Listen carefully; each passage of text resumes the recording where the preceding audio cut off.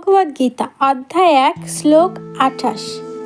अर्जुनवाच कृपया परयाविष्टो विषीदन्निदमब्रवीत् दृष्टैमा सजनं कृष्ण जुजुत्सुं समुपस्थिताम्।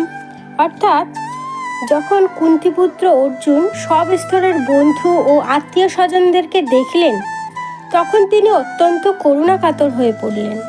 অর্জুন বললেন, হে প্রিয়বর কৃষ্ণ, আমার সমস্ত বন্ধুবান্ধব ও আত্মীয় স্বজনরা এভাবে যুদ্ধবিলাসী হয়ে আমার সামনে অবস্থান করল।